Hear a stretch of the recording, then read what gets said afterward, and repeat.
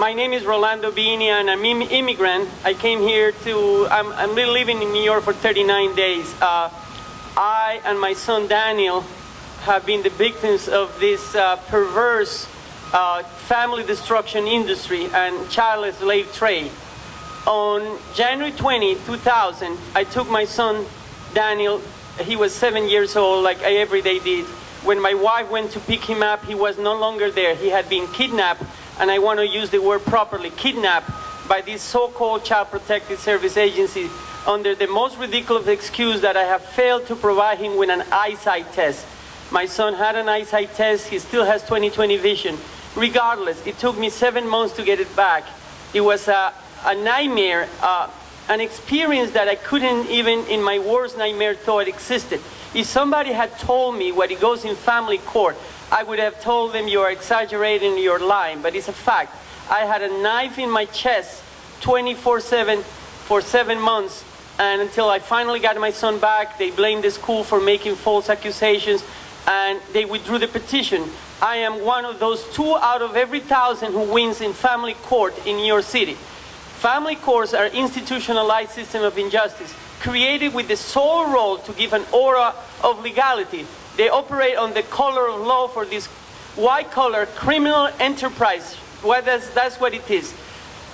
Parents only win 2 cases out of every 1,000. It means they are found guilty 998,000 of every 1,000. It's an assembly line. There is no jury and no due process.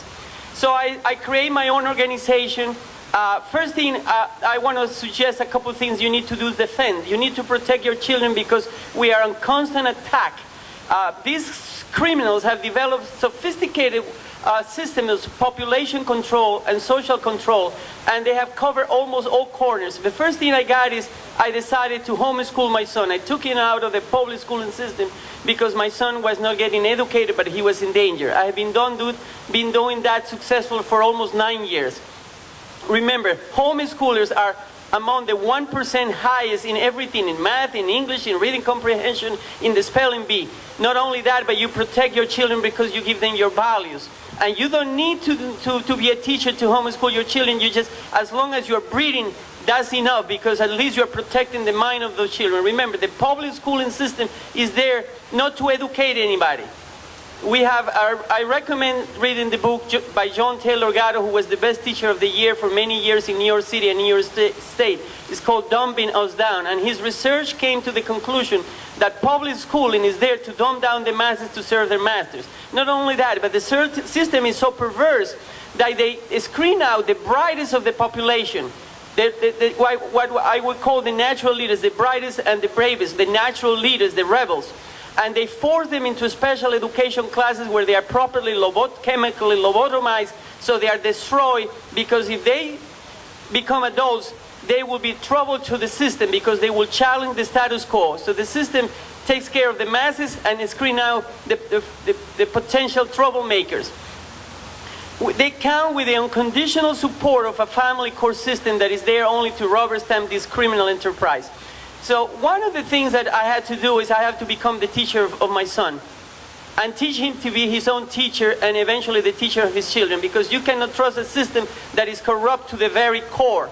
The second thing is that I decided to become his doctor, because doctors, nurses, hospital is another source for the child kidnapping, and you need to keep them away from those sources. Social work is the same. You need to become self-fulfilling. You need to become master of your own destiny and not trust these organizations that have their own agenda.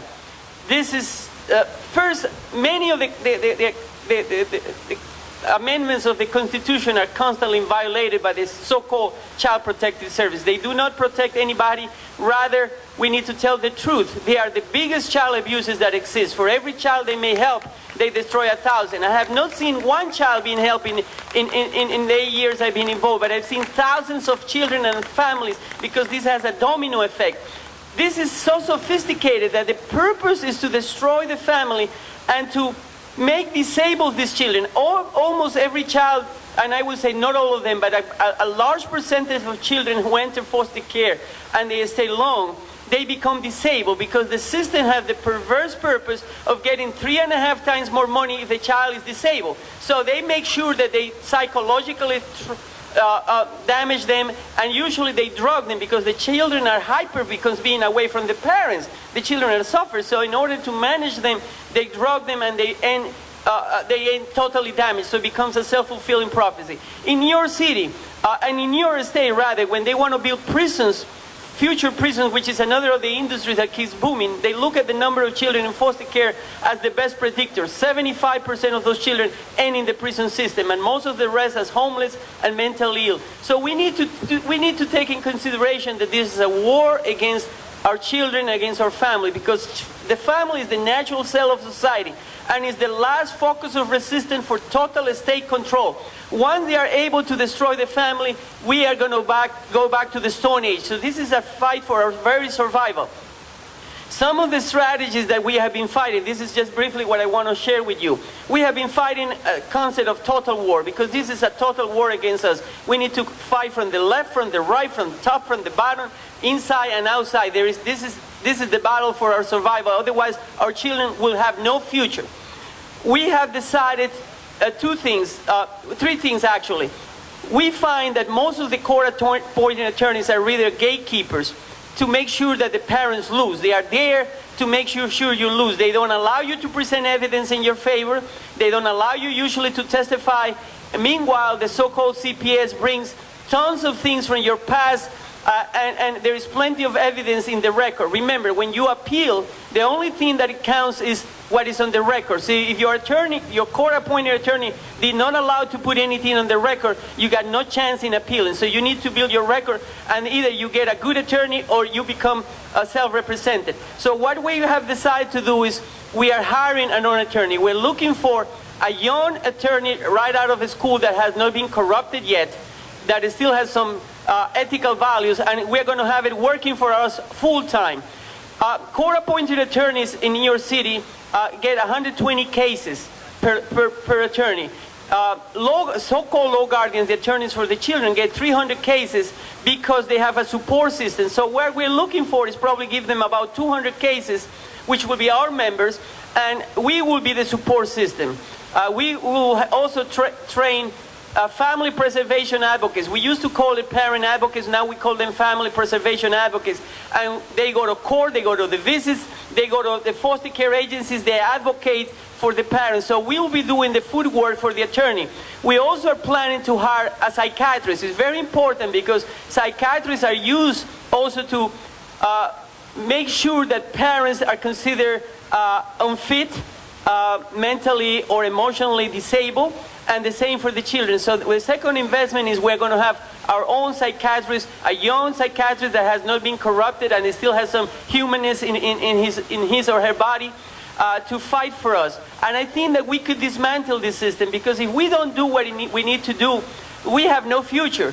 We are also working with at a different level outside and inside the system, but it is very important that we have jury trial in family court. This is the new tendency. There is 13 states in the United States out of the 50 that already have jury trial in family court. The fact that the life of your child and the future of your family is going to decide by a crooked, corrupt family court who is there just to rubber stamp whatever the CPS does, it has no way we can let it stand. So we have introduced already legislation in New York State, but it should be repeated in every state. We need a jury trial, a jury of your peers to decide the future of your children and your family. And we need to work on this. This is war, and if we don't protect our children, we have no reason to live. Thank you very much. We have a website by any chance, if anybody is interested. We have it both in English and in Spanish. It is called parentsinaction.net, parentsinaction.net. And by the way, my son is 16 now, and I'm very concerned, although I've been homeschooling him for 9 years. I'm his own doctor. He's out of the system. But I'm sending him back this year to the country where I was born, and he can come back when he's 18, because I'm afraid, because the system is perverse. They're looking for any possible excuse to criminalize children, to destroy them, to make them feed the prison, the homeless, and the mentally ill population. Thank you very much.